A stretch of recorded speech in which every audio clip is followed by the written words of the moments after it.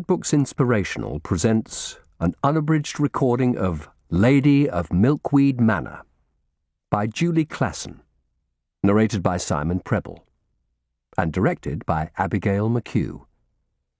This book is copyrighted 2008 by Julie Klassen. This recording is copyrighted 2008 by Recorded Books, producer and publisher of Recorded Books Inspirational, an imprint dedicated to stories of faith and the human spirit. The author opens with some lines excised from the sonnet To the Milkweed by Lloyd Mifflin.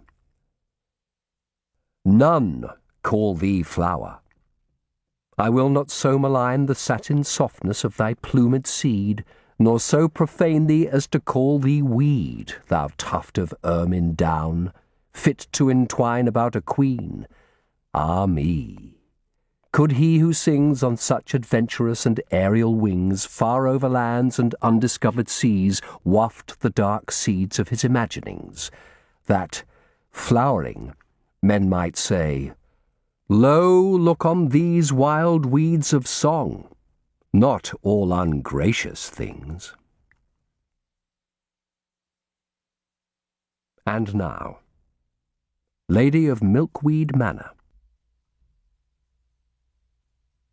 From Sonnets by Lloyd Mifflin. To the Milkweed. None call thee flower.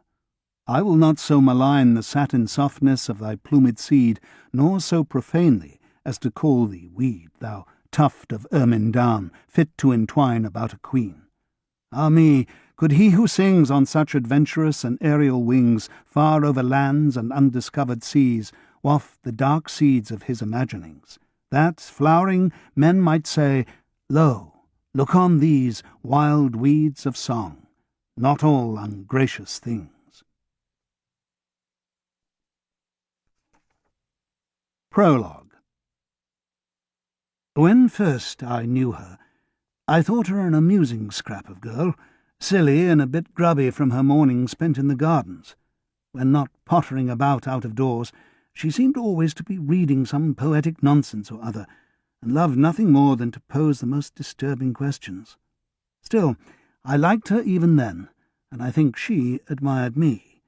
But her father took notice and pronounced me unsuitable, effectively pruning our young friendship before it could grow into anything.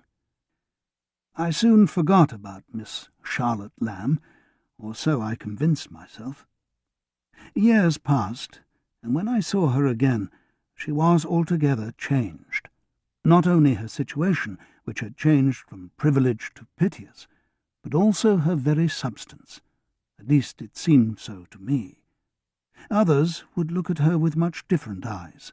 They would see, perhaps, a fallen woman at the deepest point of humiliation, a woman to be flicked off one's sleeve like a disgusting worm, or an insect to be tormented. Cruel, overgrown schoolchildren that many are, they seem to delight in ripping off one wing, then another, watching in morbid glee as she falls helpless to the ground. To the gentler observer, she is a creature to be scorned at worst, ignored at best, but certainly not one to watch in hopeful anticipation. Day by day to witness her transformation amid the grime and clawing weight of her surroundings, not to wither nor shrink, but to unfurl, to become all that is sun and wind and flower and grace. I, of course, can only watch from a safe distance. Safe for both of us. For me, now a married man, a physician of some note, a man of standing in town, and for her, whose reputation I am determined will suffer no more, not if it is in my power to prevent it. Yet, as I watch her there among the milkweeds, I confess all these thoughts fade away. I think only of her. How lovely she looks. Not abstractly beautiful, but perfectly fitted to the landscape, etched into a painting of purest golden glow above, and mad overgrown garden below. Gold, green, purple, heaven and earth. And there at the centre, her still figure looking not at me but at the distant horizon, where the sun is spilling its first fingers over the milkweed, over her milky skin, her hair, her gown. The light moves towards me, and I am stilled, speechless. A sharp barb of waiting fills my chest, and I can barely breathe.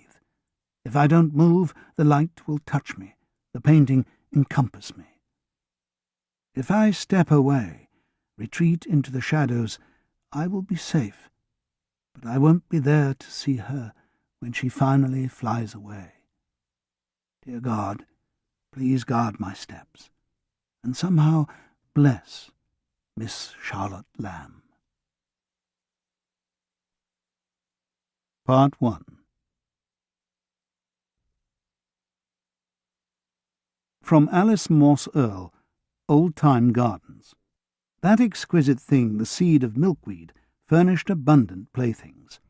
The plant was sternly exterminated in our garden, but Sally's, into a neighbouring field, provided supplies for fairy cradles with tiny pillows of silvery silk. And from Isaac Watts. Alas, and did my Saviour bleed, and did my Sovereign die? Would he devote that sacred head for such a worm as I?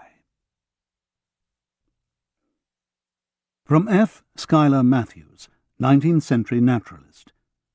The common milkweed needs no introduction. Its pretty pods are familiar to every child, who treasures them until the time comes when the place in which they are stowed away is one mass of bewildering, unmanageable fluff. Chapter 1. To keep listening to this audiobook, I've left you a link in the description so you can do it, at no cost thanks to Audible's 30-day free trial.